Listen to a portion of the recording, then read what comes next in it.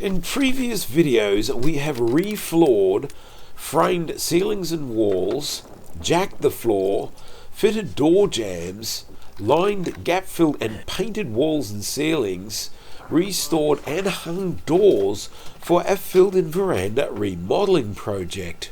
In this video, we'll be trimming our unique ceiling, which seemed impossible to begin with because of the angles, but we found a solution.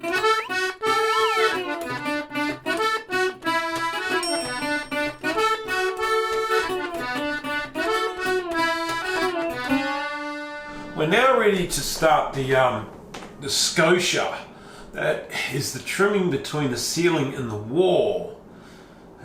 But the problem we have is this Scotia that we're using in the rest of the house has a 90-degree angle because it's designed to go between a ceiling and a wall that's at 90 degrees to each other, and then it sits nice and flat.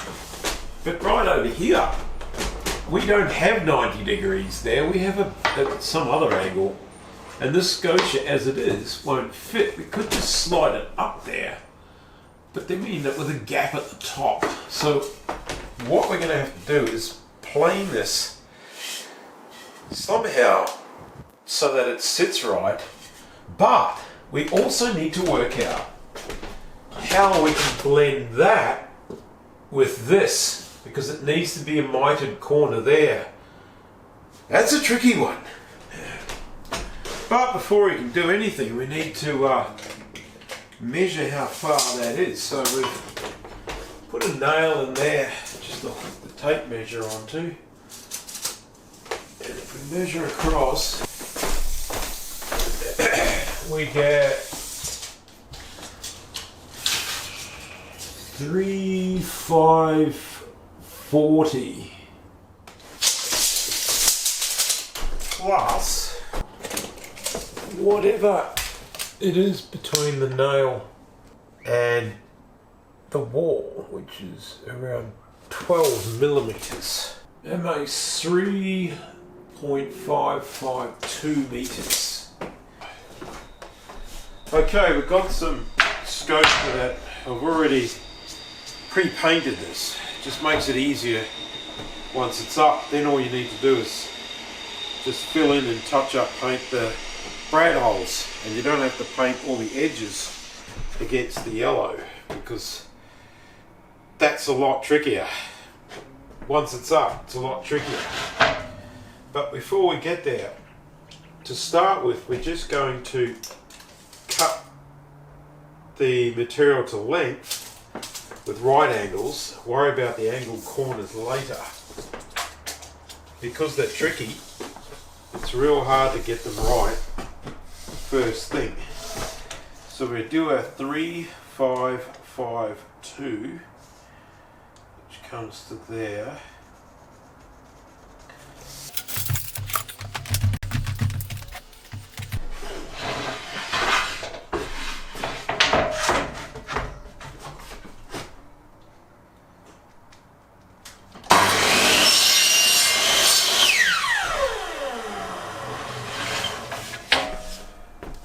Right, we'll try that out.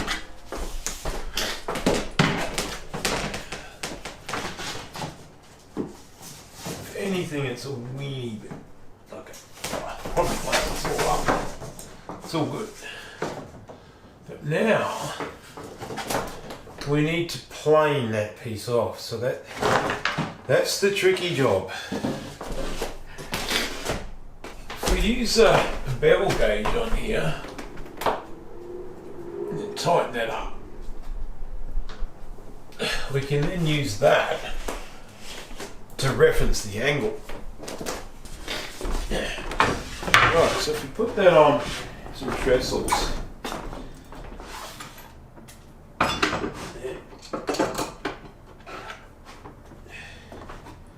clamp it to one so it won't move, but we need to get a planer onto there.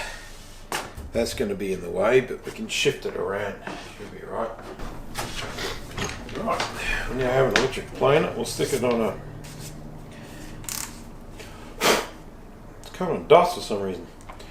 Stick it on about 1/2 mil cutting depth to start with, and we'll start off with the top edge. We don't want to go near the bottom edge. We want to get as close to that as we possibly can. So give that a try, see how difficult it is.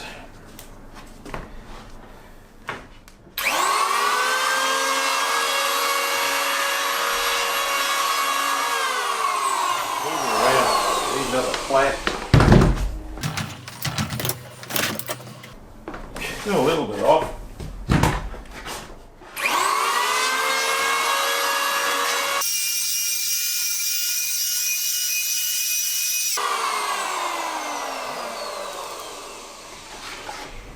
I'll just turn that up to a bit higher because it's not really taking much off.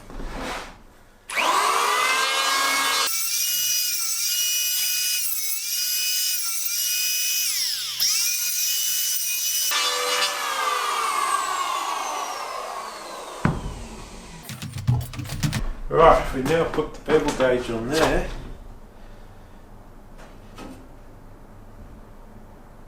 You've actually painted a little bit too much off, but that doesn't really matter. So long as our outside edges are okay, it will be good.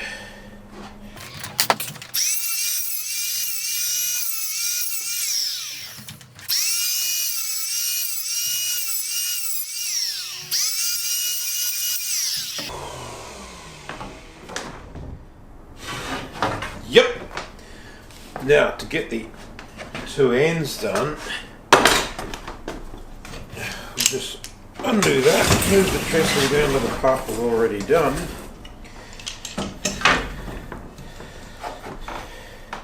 and then work on that end.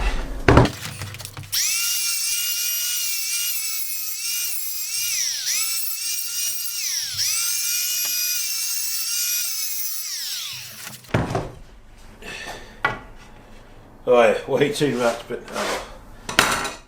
we'll work that out.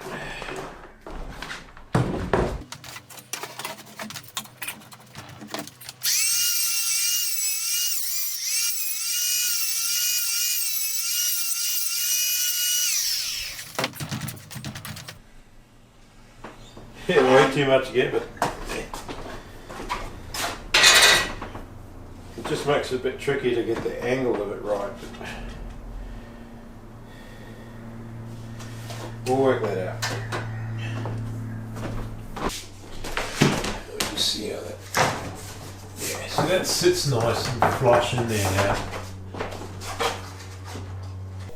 We now need to work out a cut angle for this corner. The theory I'm working on is to use a piece of offcut to mark where the cut will start and it will end in the corner.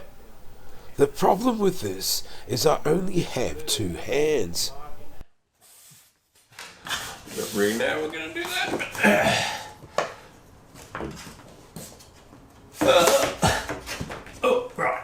We'll mark it with this hand, I think. One thing I've just realised here is the bottoms of each piece of Scotia are at different heights, so even if I get the cut angle dead right, the bottoms aren't going to line up. I thought I'd cut the angle anyway, and the same on a piece of offcut to see how it looks. Right, now we just need to cut an angle now so it goes from this very corner down to our mark. Not sure if that'll be 90 degrees or what, but we will find out in a minute, and we'll just do it by eye. Just eye the saw blade up. We'll put it at 45, see if that's correct.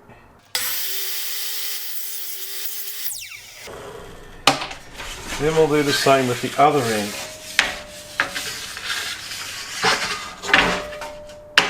But that'll be this way.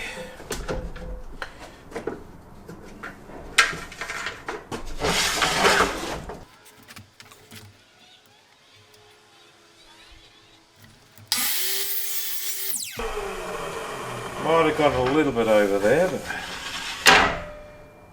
but we will see. Right, if we now put our piece up here, which we've just trimmed, just going to go hard into that corner. Now I have another piece of I have a piece of off cut here that has a 45-degree cut, which is what we'd normally use if it was all square. But when we look at that, the problem we have here is this angle is all wrong, and of course it's going to be higher here than it is there. So what do we do about that? Yeah, that's a beauty. What I might have to do is just make up like a bit of a template or something. I'm thinking about it. In the meantime, I thought I'd brad nail the first length of Scotia in place, using a very fine brad nail that leaves only a very small hole that is easy to fill in later. The rule of thumb with these jobs is to always start with the longest lengths first. So rather than continue on with that first piece we're doing, we'll then do this one, which is around the 2.8 meter mark, and it's also needs to be routed along with that one along there as well, and that's all that needs to be routed. So get that done, because it makes a mess on the floor, so we only have to clean it up once then. And hopefully we've just got a straight 45 angle cut there and we'll be right. And that one will be much the same as before, and so will that one. Right, I've cut another piece. But this time I actually cut the 45s, the mitered ends. I cut those before I did the routing, and it seems to work out fine. So we'll just brad nail this up. We repeated the same with the second piece, but that 45-degree angle didn't really work out right.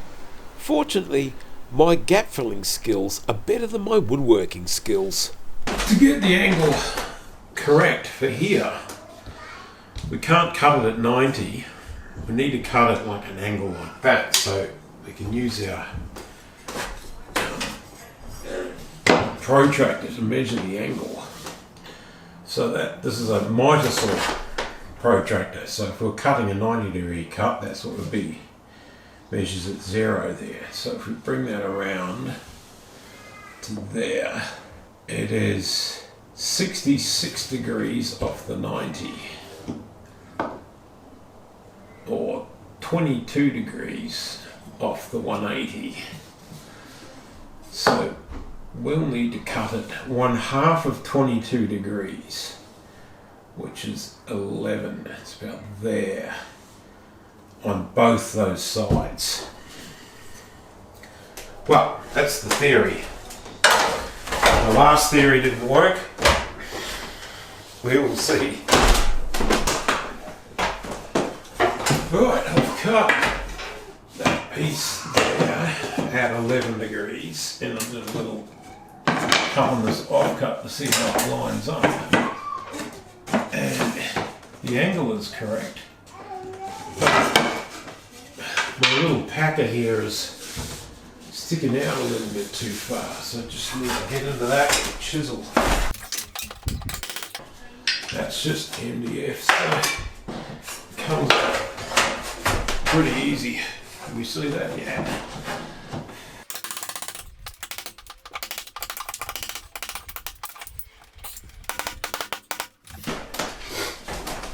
Right. Now how will that sit? Good there. Still a weedy bit off there. Nails are down too far there. That's the angle's correct. That's the important thing.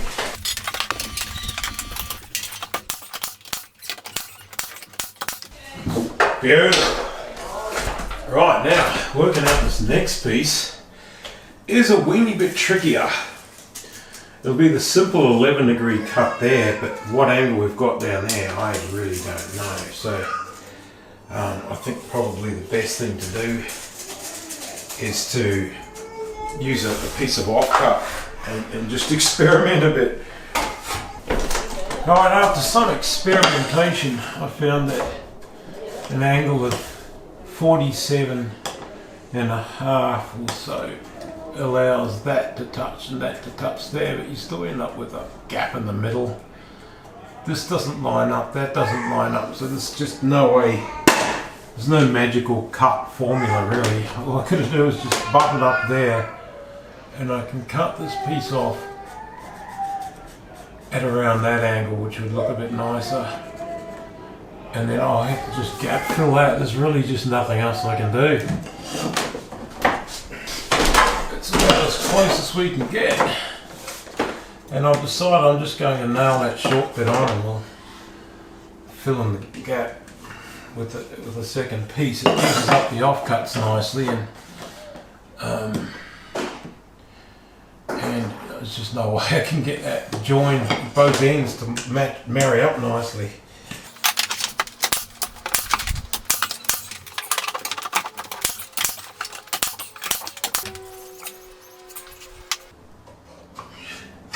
Now we've got the special tool for shaping this stuff. It's called a fat finger.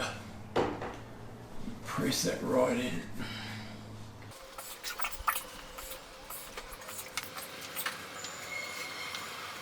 We repeated the same on the other side, but the cut angle for that tricky corner was different again, so who knows what's going on, and what would we do without filler? And on repeating the same in the other room, that tricky angle was different again. A little bit off there because that's got a little step in it, but gap filler. Yeah. Right, the next piece of moulding has next piece of Scotia, I should say, needs to come across here, but there's a piece of moulding there which I've left because I don't know, it's part of the original house sort of remaining, but it happens to be the same width as the moulding we're using. It's just a slightly different profile. So what I'm going to do is I've already drawn a rough 45 mark there, and I'll just use this multi-tool to trim it.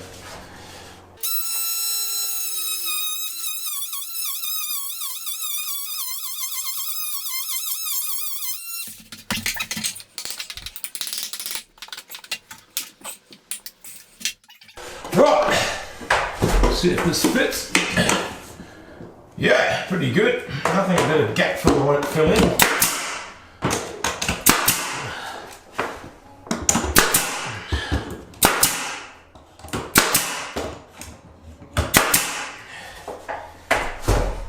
Oh, the only problem is I was supposed to do a 90 on there. Damn! I'm going to have to pull it off again.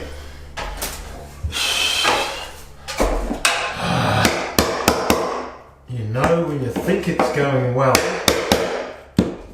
it isn't. In hindsight, I could have just used that multi-tool. Okay, it wouldn't make as clean a cut, but I've already filled one end, so what does it matter?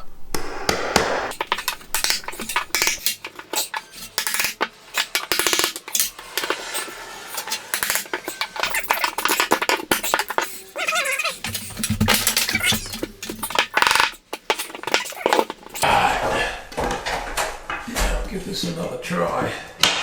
That's looking better.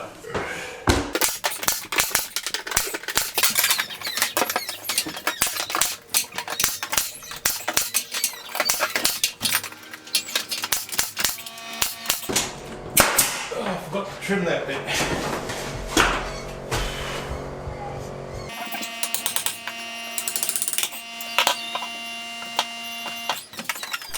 Once that last piece is done, we then need to fill it all with gap filler, and once dry, we shape it with a chisel. And some 80 grit sandpaper.